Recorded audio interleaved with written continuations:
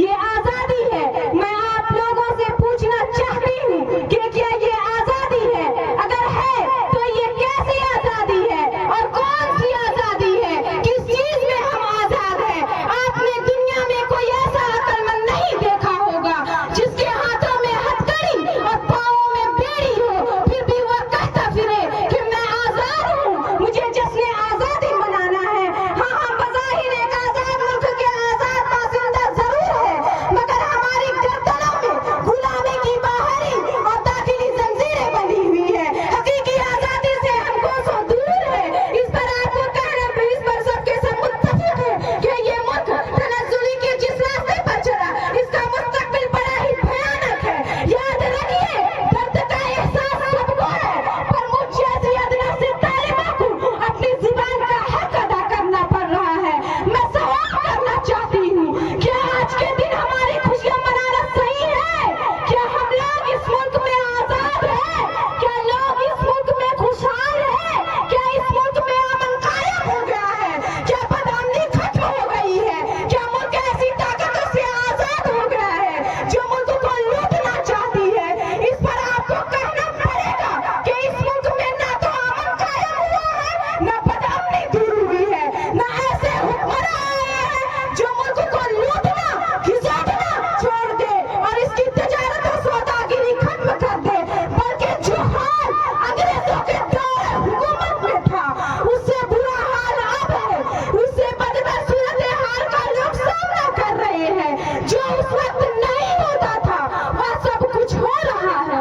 हिंदू मुस्लिम के नाम पर लड़ाया जा रहा है, मस्जिद मंदिर के नाम पर लोगों में नफरतें डाली जा रही है, मुस्लिम खवातीन के हुकूक के नाम पर शरीयत में दखल अंदाजी की जा रही है, वक्फ बोर्ड को तरमीम करके वक्फ करदा जायदाद को बाप का माल समझा जा रहा है, औरतों को बापर्दा देकर गैरों को पागलपनी का दावा पड़ रहा है, टोपी और दाढ़ी वालों को देखकर खुजली की बीमारी हो रही है जिसका इलाज जैसरी रात को समझा जा रहा है, मुसलमान नौजवानों को टारगेट किया जा रहा है, कभी मॉब लिंचिंग करके उनकी जान ले ली जा रही है, तो कभी जेलों के अंदर जहरीले इंजेक्शन देकर उनके मासूम बच्चों को यतीम किया जा रहा है, तो कभी चोरी का इल्जाम लगाकर उनकी बीवियों को बेवा किया जा रहा है।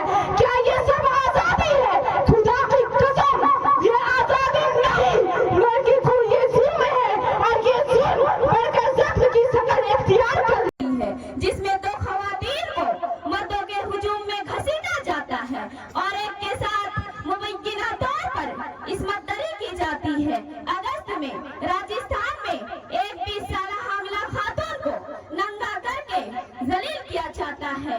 माह मई में उत्तर प्रदेश में 5 दलित खवातीन को अपने आप को ऊंची जात कहने वाले घटिया लोग गधे पर बिठाकर पूरे गांव घुमाते हैं। ऐसे एक दो नहीं, लाखों मामलात हैं जिससे साबित होता है कि हम यहाँ महफूज नहीं हैं, हम यहाँ आजाद नहीं हैं। हाँ, अगर कोई महफूज है तो गाय महफूज है, यहाँ बाबाएं महफूज है, यहाँ आरएसएस के गुंडे महफूज है और उन गुंडों के तलवे चाटने वाले महफूज हैं।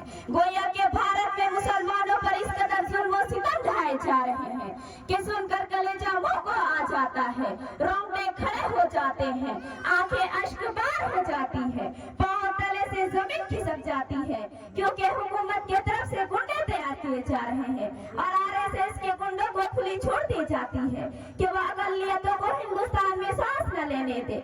ऐसे वक्त में इस्लाम की तालीम यह है कि उसके खिलाफ खड़ा होना होगा, जुल्म को रोकना होगा, शहरियों के हुकूक पामाल करने वाले कवानीन के खिलाफ आवाज उठाना होगा, जुल्म के खिलाफ उठने वाली आवाज को मजबूत करना होगा, अपनी तरफ से कानूनी कार्रवाई करना होगा।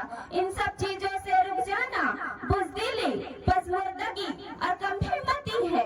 बुज़दिली नहीं, पामर्दी दिखाइए, ताकत हासिल करके इंसाफ कायम कीजिए, मुत्तहिद होकर जुल्म और जालिम का खात्मा कीजिए और ये कहिए कि वतन के खाक जरा एड़ियां रगड़ने दे, वतन के खाक जरा एड़ियां रगड़ने दे, मुझे यकीन है पानी यहीं से निकलेगा।